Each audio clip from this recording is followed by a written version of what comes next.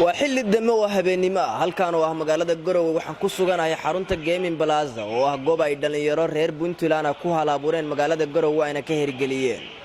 قداشة إذا أي نبدي دجناش كل عياريان جيم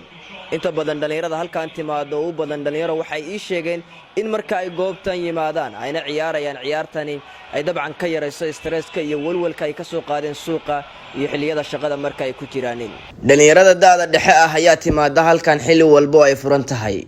ما دام اللي جوجو جرو حلي حاجة وأنت بدن جوبها وحبرشود وأي حرينهين دايرتو waxay door bidayaan in waqtigooda ku qaataan goobaha lagu nasto kuwa ciyaaraha sida game-kan oo kale ah ma qabaan walwal xagga amniga oo si deganaan iyo nabad ku jirta ay ku ciyaarayaan game-ka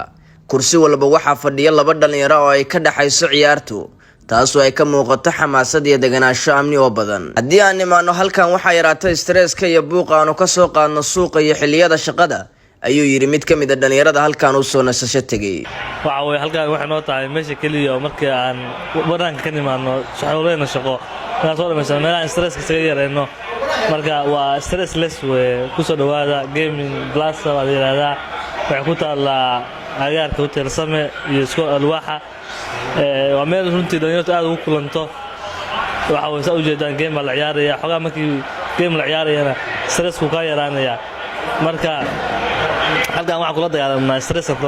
stress saga yareena marka sida uu sheegay mid kamid ah dhalinyarada meeshan u soo ciyaartay waxa uu qabaa inay wax badan oo ay ku ilaawaan halka marka ay yimaadaan kaliya waxa ay dareemaan ay tahay farxad iyo deganaansho kaliya waxa uu soo booqday game balasa waa meel dhalinyarada isku timaado habeenkii waqti ku qaadato waqtigooda de chance markay waqtiga ama ku chance oo helaan ku ciyaaraan oo gaming-ka iyo waxyaalaha lagu baahalkii waqtiga lagu lumiyo meeshaana de wax badan bay naga saaciday waxa laga yaabaa habeenkii marka waqtigan oo kale ahlo inaad xaafada iska jilido kale inaadan laakiin hadda laftirkeeda waa meel waxaan helnay aan waqti ku qaadano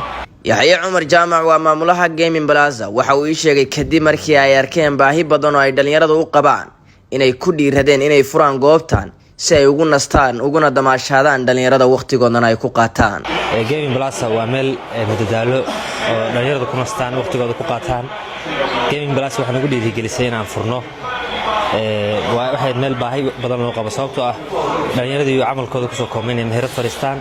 in dhalinyaradii la dhiirigeliyo in dhalinyaradii waqtigooda la mashquuliyo in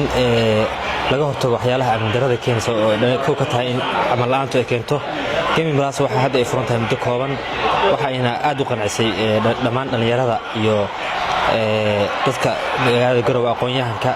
qof shaqeeyo qof aan shaqeyn baa noo yimaada waan qancinaa macaamiisha ugu dambeyn yaxya waxa uu dhalinyarada ugu baaqayaa inay hal abuur iyo tartan ganacsi ay sameeyaan si ay u yaraato shaqo la'aantu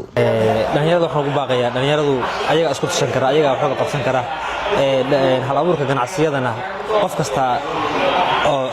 ganacsi samaysta wuxuu ka fursad badan yahay qof kasta oo shaqaale ah sababtoo qof kasta oo dunida hodmay waa qof waxa weeye ganacsi samaystay dhalinyarada waxa ku dhiirigelinayaa in ayaga isku tashtaan saxafiis iyo waxyaabo waalidkooda aan laga sugin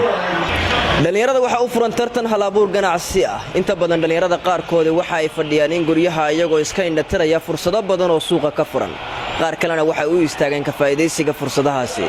Shucayb Daad Maxamed telefishinka Sahal Cable Garowe